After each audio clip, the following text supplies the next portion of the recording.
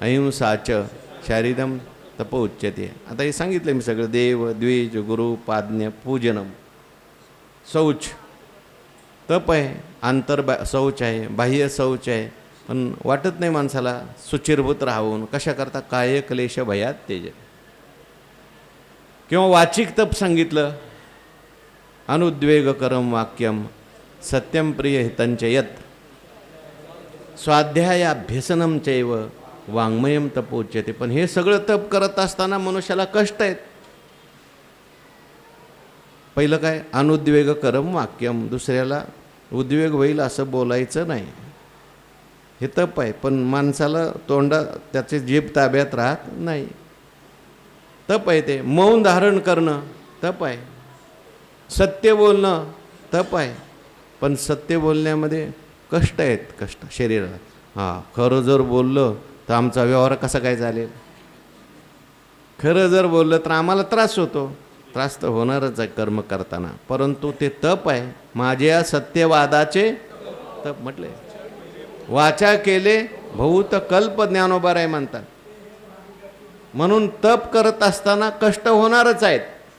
शरीर त्या ठिकाणी त्रास होतो म्हणून आपण आपलं सत्यवचन सोडणार नाही. बली महाराजांचं उदाहरण आहे. बली महाराजांच्याकडे भगवान परमात्मा आले. कशा करता आले? मागण्या करता आले. म्हणून देवाला लहान व्हावं लागलं बलीच्या दरवाज्यामध्ये. देवांनी सांगितलं की बलीने राज्य स्वर्गातलं घेतलेलं आहे, आम्हाला ते त्या बलीला मारा आणि आम्हाला द्या. भगवान म्हटले जो चांगला वागतो त्याला मी मारू शकत नाही. मी त्याला मारू शकत नाही. नाही नाही काही करा पण आम्हाला आमचं राज्य मिळालं पाहिजे. भगवान म्हटले मी त्याला मागू शकतो. पण मागण्याकरता भगवान परमात्मा लहान होऊन गेले. बलीच्या दरवाज्यात गेल्यानंतर दिव्य असं देवाचं रूप, आता वामन रूपात जरी आले तर देव आहेत ना ते. बलीने पाहिलं यज्ञ करायला बसला होता, शेवटचाच यज्ञ होणार होता आणि आता परत बली स्वर्गाचा राजा होणार होता.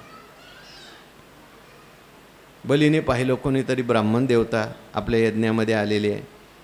बलीने लगेच उठला आणि सत्कार करता आला. ब्राह्मण देवता तुम्ही माझ्या यज्ञामध्ये आला, माझं भाग्य आहे. न सांगता आलात. देवच आला असं मी मानतो. न सांगता एखादा दिव्य पुरुष जर आपल्या घरी आला तर समजायचं आपल्यावर देवाची कृपा आहे. आणि म्हणून काय मी तुमची सेवा करू? भगवंतांनी पहिल्यांदा तोंड भरून त्याचं वर्णन केलं. अरे तुझा बाप असा, तुझा आजोबा असा, तुझा पंजोबा असा. दानाच्या बाबतीत किती श्रेष्ठ तुमची परंपरा आहे. विरोचन, त्याच्यानंतर बाणासूर, नंतर बली. नाही, बलीचा बाणासूर आहे मला वाटतं.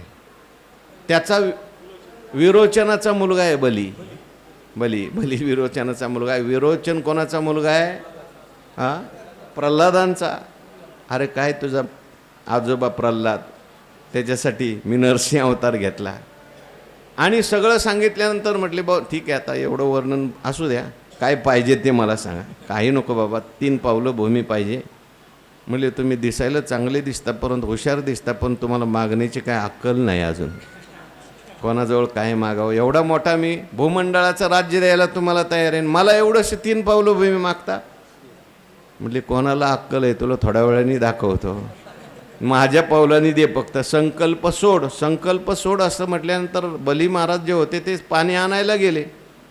गुरुनी पाहिलं आतमध्ये. गुरु होते शुक्राचार्य आणि ते त्रिकालदर्शी होते. त्यांनी पाहिलं नीट वामनाकडे निरकून. ते म्हणले अरे बली, एष वैरोचने साक्षात.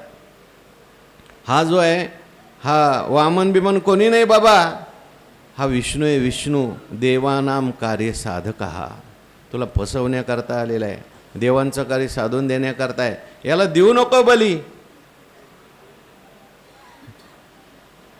महाराज मी आता ह्याला देतो म्हटले आणि देऊ नको, मी आता त्याला देणार नाही. तो देतो म्हटलं आणि द्यायचं नाही.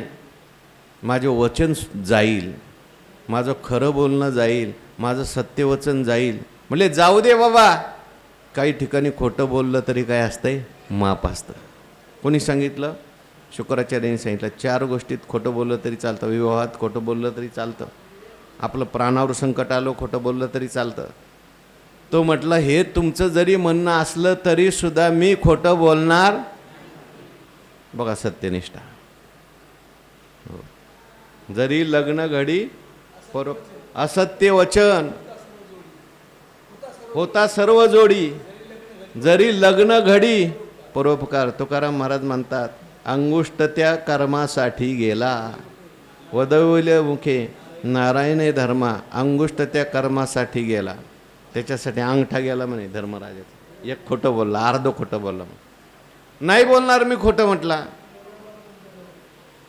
ते शुक्राचार्य बसले होते, त्यांनी म्हटले मी तुला शाप देतो, माझा ऐकत नाहीस का? अरे हा कोण वामन कुठून लागून गेला, त्याच्यासाठी माझं तू एवढे दिवस मी तुला शिकवलंय, माझा तू शिष्य आहेस, माझा ऐकत नाहीस, मी तुला शाप देतो, तुझं सगळं ऐश्वर्य नष्ट होईल. बलीने सांगितलं सगळं गेलं तरी चालेल, पण खोटं बोलणार. काय क्लेश भयात, म्हणजे कायाच्या क्लेशाने मी खोटं बोलू? माझं शरीर किती दिवस टिकणार आहे, हे भोग किती दिवस येणार आहेत, पण मी खोटं बोलून माझं वचन मोडणार नाही. काय व्हायचंय ते होऊ द्या. आणि मग शेवटी आपल्याला माहिती आहे, भगवंतानी त्रिविक्रम रूप धारण केलं. एका पावलात खालचे सगळे लोक व्यापले, दुसऱ्या पावलात वरचे लोक व्यापले. म्हटले तिसरा पाऊल कुठे ठेवू बली, सांग मला. बली महाराज म्हणले पदम तृतीयम कुरु शीर्षनी मे निजम. तुमचं तिसरं पाऊल माझ्या डोक्यावर ठेवा. मी माझं दिलंय, पण मी अजून तसा शिल्लक आहे. माझा मी देवा घेऊन टाका. आणि मग भगवंतानी पाऊल ठेवला. आणि पाऊल ठेवल्यानंतर बली भगवत स्वरूप झाला. बलीला पाताळात घातलं बरं का. तिथे ब्रह्मदेव प्रगट झाले. म्हटले देवा, असं जर तुम्ही करायला लागले भक्तांना, तर कोण तुमची भक्ती करील? बलीने सत्यवचन केलं आणि त्याला तुम्ही पाताळात घातलं. भगवान म्हटले माझी कृपा तुला ब्रह्मदेवा कळणार नाही. ज्याच्यावर मी कृपा करतो त्याचं पहिलं घेतो, त्याला भिकारी करतो, आणि मग तो पंढरपूरला येतो, आळंदीला येतो, भजन करतो, आणि मग मी त्याच्यावर परत माझी कृपा करतो. कारण सगळं अनुकूल असेल तर मनुष्य भजनात प्रवृत्त होत नाही. ही सुद्धा माझी त्याच्यावर काय आहे? कृपा. पुढं मी त्याच्या दरवाजात द्वारपाल होऊन राहणार आहे. म्हणून सांगायचं कशा करतात, त्याग मनुष्य करतो नित्य. बलीने आपल्या नित्यकर्माचा नैमित्तिक कर्माचा त्याग केला नाही, दानाचा त्याग केला नाही, सत्यवचनाचा त्याग केला नाही. कारण बली आपल्या शरीराला घाबरला नाही. पण आपण असतो तर, आमच्या गुरूंनीच सांगितले, खोटं बोललं तरी चालतंय. लगेच मनुष्य स्वार्थासाठी खोटं बोलून राहतो. आणि तिथं पुन्हा पुराणातली प्रमाणं देतो, शास्त्रातली प्रमाणं देतो. हो हो, काहीच करायचं नाही. ठेविली अनंते. तुकाराम महाराजांनी सांगितलंय की हो, दुःख मित्ये वयत कर्म काय क्लेश भयात त्यजेत सकृत्वा राजसम त्यागम नैव त्याग फलम. तो राजस त्याग आहे, त्याने त्यागाचं फल मिळणार नाही. त्यागाचं फल काय? त्याग कशा करता सांगितलाय? त्याग म्हणजे काय? भगवंतानी हा त्याग कशा करता सांगितलाय? देवाने कर्माचा त्याग सांगितलाय का? देवाने नित्यनैमित्तिक कर्म कशी करायला सांगितलेत? म्हणा श्लोक. एतान्यपितो कर्माणि संगम त्यक्त्वा फलानि च कर्तव्यानीति मे पार्थ निश्चितम मतमतम. सगळी कर्म करायची नित्यनैमित्तिक, पण संगम त्यक्त्वा. देवाने फलाचा त्याग सांगितलाय आणि देहाभिमानाचा त्याग सांगितला, कर्तृत्व अभिमानाचा त्याग. फलाची आसक्ती ठेवायची नाही, कर्माची आसक्ती ठेवायची नाही, आणि कर्तृत्वाचा अभिमान ठेवायचा नाही. आणि कर्म करायची. कर्म तर सगळी करायची, सगळी म्हणजे काम्य करायची नाही, नित्य आणि नैमित्तिक करायची. जे आपल्या वाट्याला आलेले ते कर्म करायचं, पण करत असताना मी करतोय अशा भावाने करायचं नाही, आणि मला यापासून हे फळ मिळालंच पाहिजे असं म्हणून करायचं नाही. कर्म मानी देखिले स्वप्न जैसे. खडकी जैसे वर्षले का आगी माझी पेरिले कर्म मानी देखिले स्वप्न. कर्म करायचे सगळं. मग बरेच वेळेला फळ नसलं की मनुष्य करतच नाही. मग हो, फळ असेल तर मग एकदम टाळ बीळ भजन बिजन जोरात. फळ नसेल तर आपलं कसं तरी करायचं. तसं नाही, कोणतंही कार्य करत असताना आपल्या वाट्याला आलेलं कर्म हीच पूजा आहे. आणि काय होईल पुढं काय मिळणार आहे नाही, मला देवाने इथं आणलंय ना, याच्याकरता आणलंय, हे कर्म करण्याकरता, ही देवाची पूजा आहे म्हणून. कोणतंही कर्म असू द्या, झाडू मारण्याचं कर्म असू द्या, स्वयंपाक बनवण्याचं कर्म असू द्या,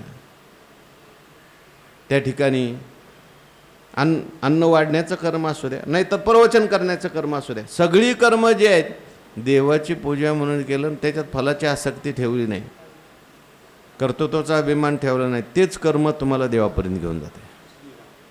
तैसे निष्ठा केले कर्म झाडी करुणी रजतम, सत्वशुद्धीचे धाम डोळा दावी. म्हणून करायचंय अथवा स्वाधिकार भुजे. बघा आता ओवी आले विहित हे सुजे, परी करतया उपजे निबरपणा. ज्ञानोबराय म्हणतात अथवा आणखी. आता रजोगुणी त्याग तुला मी सांगतो. अथवा स्वाधिकार भुजे, आले विहितही सुजे, आपल्या स्वाधिकारानुसार त्याला स्वाधिकार भुजे म्हणजे आपला स्वाधिकार त्याला कळतो. वर्ण काय, आश्रम काय, माझं काम काय, हे सगळं त्याला कळतं. मी ब्रह्मचारी आहे, माझं काम आहे अभ्यास करणं. मी गृहस्थी आहे, माझं काम आहे यजन याजन अध्ययन अध्यापन दान प्रतिग्रह षटकर्म करणं पंचयज्ञ करणं. त्याला कळतं, चांगल्या प्रकारे कळतं.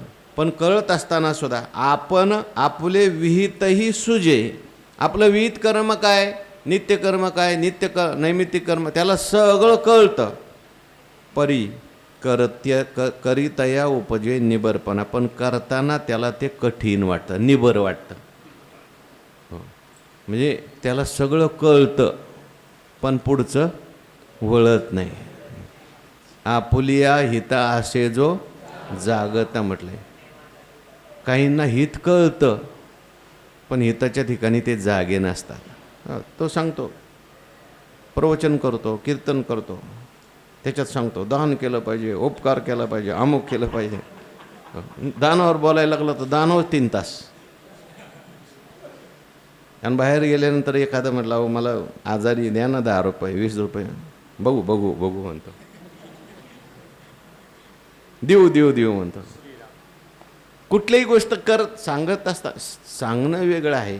म्हणून काय करते या उपजे निबरपणा. तप केलं पाहिजे म्हणतो, तपावर बोलतो खूप.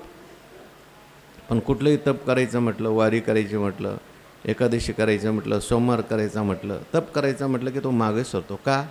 काय क्लेश भयात तेजेत. दुःख वाटतं शरीराला, त्रास वाटतो. शरीराला मी समजलंय ना, आणि म्हणून त्याला त्या शरीराचं कष्ट वाटत असतं. करत या उपजे निबरपणा. जे कर्माची ऐलीकड नावे कदिशे दुवाड, जे वाहती वेळ जड शिदोरी जैशी. ज्ञानोबारांची उदाहरणं म्हणजे विशेष उदाहरणं असतात. वाहती वेळ जड शिदोरी जैशी. प्रवासाला निघाला, प्रवासात पूर्वीच्या काळी पायी प्रवास करायचे लोक, आणि पायी प्रवास करत असताना आपली शिदोरी आपल्याबरोबर घेऊन जायची. का? आपली शिदोरी जर आपल्याबरोबर असेल, आता हेची जेऊ सवे घेऊ शिदोरी, बरोबर घेऊन चालायची शिदोरी. नसली शिदोरी तर काय होईल? आपली शिदोरी आपल्याबरोबर नसेल तर आपल्याला दुसऱ्याचं खावं लागेल. कुठं कोणाचं खावं लागेल काही सांगता येत नाही. आपलं सगळं पुण्य त्या मनुष्याला जाईल. म्हणून शिदोरी आपल्याबरोबर पाहिजे. पण तो म्हणला एवढी जड शिदोरी घेऊन कशाला जायचं? आपला बिछाना घेऊन जायचं. काही काही आता वारकरी मंडळात आपला बिछाना घेऊन जातात, सगळं आपल्या डोक्यावर घेऊन जातात. का? नसेल आपला बिछाना तर मग दुसऱ्याच्या बिछानावर झोपावं लागतं. नसेल आपल्याबरोबर आपली शिदोरी तर दुसऱ्याचं खावं लागतं. नाहीच कोणी दिलं तर मग हॉटेलचं खावं लागतं. म्हणून आपली शिदोरी जड मानायची नाही. ज्ञानोबाराय म्हणतात जे वाहतीये वेळ जड शिदोरी जैशी. वाहत असताना शिदोरी जड वाटते, पण तिथं गेल्यावर खायला आपलं घरचं मिळालं म्हणतो बरं झालं. जड शिदोरी का होईना आणली मी, पण आपलं आपण खाल्लं. आता काही मला कष्ट नाही, मला आनंद वाटतो. हो, आपल्या मनासारखं घरून बांधून घेतलं आणि आपलं आपण खाल्लं. सुरुवातीला जड वाटतं, पण जेवल्यावर वाटतं बरं झालं शिदोरी आणली, जड शिदोरी का होईना आणली आपण, आपल्याला दुसरीकडे हात पसरायची गरज पडली नाही. तसं आपलं कर्म सुरुवातीला आपल्याला जड वाटतं, करताना जड वाटतं. कर्म हीच शिदोरी आहे, लक्षात घ्या आपली. ज्यावेळेस देह पडतो त्यावेळेस आपल्याबरोबर काय येणार आहे, कोणती शिदोरी येणार आहे? शेती येणार आहे का, धन येणार आहे का? आपण केलेलं कर्म. कर्मानुगो गच्छती जीव एका धनानी भूमौ पशवश्च गोष्टे भार्याग्रहद्वारे जनस्मशाने देहश्चितायाम परलोक मार्गे कर्मानुगो गच्छती. जे आपण केलेलं कर्म आपल्याबरोबर येतं, ही आपली शिदोरी आहे. म्हणून कर्म करताना माणसाने कंटाळा करू नये. यज्ञ करताना, दान करताना, तप करताना, ही सगळी नित्यनैमित्तिक कर्म आहेत. हीच आपल्याला पुढे उपयोगाला येणार आहेत. हीच आपल्याला चित्तशुद्धीच्याद्वारे मोक्षापर्यंत घेऊन जाणारे आहेत.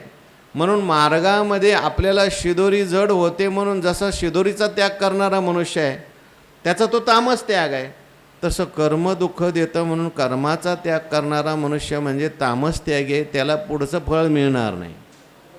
शिदोरी ज्याने घेतली त्याला पुढे खायला मिळेल, त्याची भूक जाईल. आणि ज्याने शिदोरी घेतली नाही त्याला उपाशी राहावं लागेल. आता जरी किती मस्त गेलं, म्हटलं नाही आता आपलं काय वजन आहे, आणलं काही नाही काही नाही, मग तिथं गेल्यानंतर दुपारी भूक लागल्यानंतर बघ ह्याच्या तोंडाकडे, बघ त्याच्या तोंडाकडे. शिळा का शिदोरिया दाटणे एक धनंजया तेची गेपे वाहता विसावया तेची गेपे. शिळा असू द्या का शिदोरी असो, पण माणसाने शिदोरी घ्यावी. तो विषय थोडासा वेगळा आहे. पण शिदोरी ही कर्माची आपल्याबरोबर असल्यानंतर ही आपली कर्म जी आहेत ती एक प्रकारची शिदोरी आहे.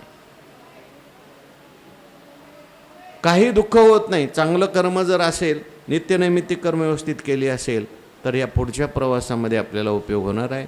इहलोकीचा प्रवास असू द्या, परलोकीचा प्रवास असू द्या, आपली कर्म आपल्याला आनंद देतात, सुख देतात.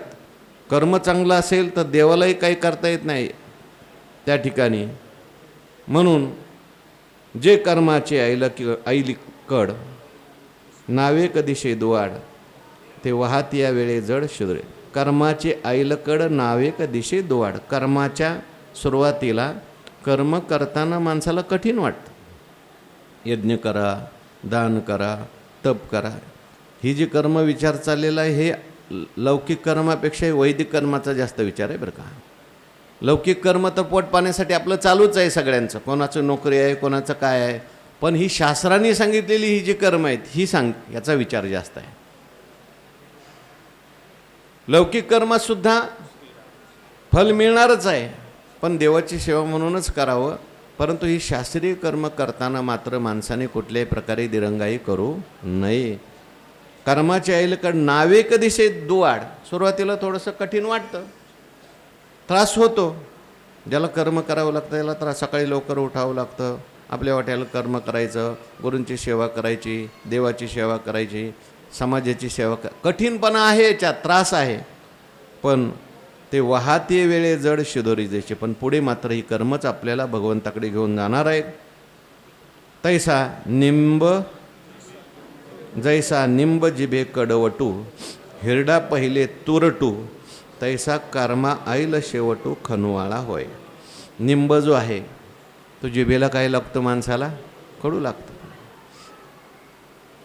पण जरी निंब कडू लागत असला तरी निंबाचे किती फायदे येतो, सगळे रोग घालवतो जर निंब घेतला तर. कडुलिंबाचा रस जर पेलं मनुष्य रोज तर सगळ्या पोटातल्या व्याधी घालवतो. पण घेत असताना तो काय वाटतो, कडू वाटतो.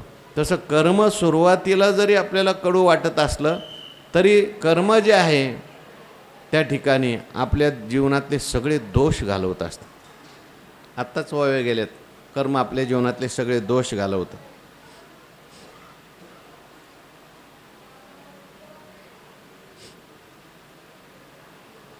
जीवनातले सगळे दोष जे आहेत नित्यनैमित्तिक कर्म दूर करतं, पापही घालवतं, पुण्य प्राप्त करून देतं. हो, ज्ञानोबरायांनी किती म्हणून धनंजया सत्वशुद्धी व्यवसाया तीर्थाच्या सावाया आली कर्मी म्हटले. तीर्थे बाह्य मळक शाळे, कर्मे आभ्यंतर उजळे, हे व तीर्थे जाण निर्मळे, का पाठोहाटी पुढे भांगारा खार देणे गटे, तैशी कर्मे हातोहाती, किजती अथा निगुती, तेवी रजते मे झडती झाडा देऊनी, अधिक जवजव औषधी, सेवायाची मांडी बांधी, तव तो मुकीचे व्याधी तयाचे. मागं आत्ताच विषय गेलेला आहे. म्हणून ही कर्म जे आहेत निंबासारखी आहेत, कडवट असली तरी सुद्धा पुढं आपल्याला फायदा देणार आहे. मग हिरडा पहिले तुरटू, हिरड्याचं फळ असतं ते सुद्धा आयुर्वेदामध्ये त्याचंसुद्धा खूप सांगितलेलं आहे. आपण जे आयुर्वेदामध्ये त्रिफल चूर्ण घेतो, त्या त्रिफलामध्ये 3 फळं आहेत. कोणती कोणती? हिरडा, बेहाडा आणि आवळा, अशी 3 फळं आहेत. त्रिदोष नाशक आहेत. शरीरामध्ये 3 प्रकारचे दोष आहेत: कफ, वित्त, पित्त आणि वात. ह्या 3 दोषाचं संतुलन बिघडलं की मनुष्य आजारी पडतो. वात वाढला म्हणजे मग दुखायला सुरू होते. कोणाची मानच दुखते, कोणाचा पायच दुखतो, समजायचं शरीरात काय वाढलेलं आहे? वात वाढलेलं आहे. कफ वाढला, सर्दी, पडसं, खोकला असे आजार होतात. पित्त वाढलं, ताप येतो, शरीर तापतं. असे 3 दोष आहेत. हे 3 दोष निवृत्त करण्याकरता 3 फळं उपयोगाचे. म्हणून 3 फळाचं मिश्रण आहे, त्याला म्हणतात त्रिफळा.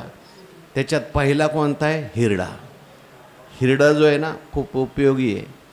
हो, ज्याला आई नाही त्याची आई हिरडा आहे असं म्हटलेलं आहे. म्हणजे हिरडा पुष्ट करतो माणसाला, अन्न पचन करतो, शक्ती देतो. आणि हिरड्याची अशी छोटी छोटी लहान लहान फळं असतात बघा. हो, हरड म्हणतात त्याला. आपल्याकडे काय त्याला म्हणतात? हरड म्हणतात. म्हणून पण सुरुवातीला कशी असते? ती तुरट असते, खाताना तुरट लागते. पण खाताना जरी तुरट लागली तरी शक्ती देते. खाताना जरी तुरट लागली तरी ते हिरडा काय करतो? पचन करतो, खाल्लेलं सगळं पाचक करतो. हवामान हिरडे म्हणतात. म्हणून खायला तुरट जरी असलं तरी सुद्धा तैसा कर्म आईला शेवटू खनवाळा होय. तसं कर्म करताना सुरुवातीला म्हणा, शेवटी म्हणा, थोडं त्रासदायक आहे, कठीण आहे. कर्म करताना कर्तृत्वाचा अभिमान सोडावा लागतो, फलाची आसक्ती सोडावी लागते. हे कर्तृत्वाचा अभिमान सोडून कर्म करणं, फलाची आसक्ती सोडून कर्म करणं थोडंसं कठीण आहे. तसं कर्म करणंच कठीण आहे आणि त्यातल्या त्यात निष्काम कर्म करणं जास्त कठीण आहे. काहीतरी फलाची इच्छा असेल तर मनुष्य करतो. तरी कुठलंही कष्ट काम असलं, हो मी म्हणलं या देवळावर चढा, कोण चढेल देवळावर? पण सांगितलं देवळावर चढलं की 1000 रुपये लगेच माणसात चढतील. काय मिळत मिळत पण चढा देवळावर. काहीतरी फल पुढं दिसलं, हो मुलगा होणार आहे म्हटलं, पैसे मिळणार आहे की म्हटलं, कुठेही धडपडतात लोक. गुजरातला जातात तिकडं. आणि वारीला चला म्हटलं की नाही म्हणतात. काय वारीने काय मिळणार आहे आम्हाला? अरे वारी नित्य नैमित्तिक कर्म आहे. याने कायिक शुद्धी होणार आहे, वाचिक शुद्धी होणार आहे, मानसिक शुद्धी होणार आहे. नको तिकडं मनुष्य जातो, प्रवृत्त होतो फल दिसल्यानंतर. पण निष्काम कर्म करणं जे आहे ते कठीण आहे. निष्काम कर्म करत असताना कर्तृत्वाचा अभिमान सोडावा लागतो. मी कर्म केले असं म्हणायचं आहे नाही. हां, माझ्यानी सिद्धी गेले, हे मी या केले, हे माझ्यानी सिद्धी गेले, आईशे नाही ठेविले वासने माझी, हे मजची स्तव झाले, परी म्या नाही केले, आईशे जेणे जाणितले तो सुटला. पण नको वाटतं माणसाला कर्तृत्वाचा अभिमान, फलाची आसक्ती सोडूशी वाटत नाही. फळ पुढं सुटत नाही ना माणसाला. मला हे मिळालं, मला ते मिळावं, माझं असं. व्यवहारातलं जाऊ द्या, परमार्थात सुद्धा काहीतरी फल प्रत्येकाच्या जीवनात आहेच. देवाची सेवा म्हणून माझ्या वाट्याला लिहिली कर्म ही ईश्वराची सेवा आहे. अशा पद्धतीने जर केलं ते अवघड वाटतं. तैसा कर्मा येल शेवटो खनवाळा होय. का धेनू दुवाड शिंग, शेवंती अडव अंग, भोजन सुख महाग पाक करिता. ज्ञानोबाराय म्हणतात. उदाहरणं ज्ञानोबारांची वेगवेगळे बघा. आता ही नित्यकर्म नैमित्तिक करणं याच्यात आता हे एक उदाहरण यज्ञ करताय, एक दाना करताय, तप करताय. सांगा आता यज्ञाचं उदाहरण कोणतं आहे, दानाचं कोणतं आहे, तपाचं कोणतं आहे? शोधावं लागेल त्याच्यात. मलाही अजून सापडलं नाही. का धेनू दुवाड शिंग. काय म्हटलं? शिंग आहे, धेनू आहे, चांगली आहे का नाही? गाय, गाय वाईट आहे का चांगली आहे? गाय दूध देते, गाय शेण देते, गाय गोमूत्र देते, पण काय काय गाईला शिंग असतात आणि ती मारते सुद्धा. मारते म्हणून गाईच ठेवायची नाही का? मारते म्हणून गाईजवळ जायचंच नाही का? आणि जर गेलं नाही तर एवढ्या लाभाला मुकला ना. मारतात गाई म्हटल्यानंतर तिला शिंग असणारच आहे, पण बाकीचं बघायचं, शिंगाकडे लक्ष द्यायचं नाही आणि शिंगाकडून जायचं नाही. की नाही? तसं कर्म जे आहे, कर्म गाईसारखं आहे हो. काय काय देतंय कर्म तुम्हाला? दूध देतंय, दही देते, सगळं कर्म तुम्हाला चित्तशुद्धी देते. कर्म तुम्हाला गुरुची भेट घालून देते, कर्म तुम्हाला देवाची भेट घालून देते. पण असं असताना कर्मात सुद्धा शिंग आहे ना. कोणतं? कर्तृत्व अभिमान आणि फलाची आसक्ती. ही शिंग सोडायची फक्त. कर्तृत्व अभिमान सोडा, फलाची आसक्ती सोडा आणि मग कर्म करा. ती गायच आहे, कामधेनूच आहे. ते कर्मच तुम्हाला देवापर्यंत घेऊन जाईल. म्हणून धेनू दुवाड शिंग, शेवंतीये आडव अंग. शेवंतीची फुलं असतात, सुंदर असतात फुलं, पण अंगाने आडव्या पसरट बेडोल असतात किंवा काटे पण असतात. मी शेवंतीचं फुलं अजून बघितलं नाही, म्हणून कोणाला माहिती असेल सांगा. काटे असतात का शेवंतीला? नाही ना. मग ते आडवं अंग म्हटलं म्हणजे अंग चांगलं नसतं का? आडव्या तिडव्या. किंवा शेवंती नावाचा गुलाबसुद्धा आहे. हां, बर. किंवा शेवंती काही ठिकाणी असा अर्थ केला आहे गुलाब, आणि त्या गुलाबाला सुद्धा काय असतात? काटे असतात. मग काटे आहेत म्हणून गुलाबच घ्यायचा नाही का? गुलाब चांगलं आहे ना. काटे बाजूला करायचे. काटे असणारच आहेत. कर्म म्हणलं की काटे आहेतच. हो, अगदी प्रवचन म्हटलं ना, तिथंही काही ना काही ताप आहेच. कोण काय म्हणतंय, कोण काय म्हणतंय, शिव्या देतंय. हां, कुठेही गेलं तरी तुम्ही, कुठेही गेलं तरी तुमच्या कर्मात तुम्हाला दोष आहेत, दुःख आहेत, विक्षेप आहे. पण म्हणून काय सोडून द्यायचं का? कर्म करत राहायचं, पण करत असताना कर्तृत्व अभिमान नाही, फलासक्ती नाही, काटे फक्त बाजूला करायचे. देवाची सेवा म्हणून करत राहायचं. शेवटी देवाला सेवा म्हणून केलं तर देव सगळं पुढचं बघतो. तुम्ही करत राहा. म्हणून तैसे पुढत पुढती कर्म, भोजन सुख महाग पाक करिता. पाक करायचा असेल, भोजन सुख घ्यायचं असेल तर पाक केला पाहिजे. पाक म्हणजे शिजवलं पाहिजे, स्वयंपाक बनवला पाहिजे. तो म्हणला काय स्वयंपाक करायचे कष्ट, भांडी धुवायचे कष्ट, भाजी आणायचे कष्ट, त्यापेक्षा आम्ही आज उपवास धरतो.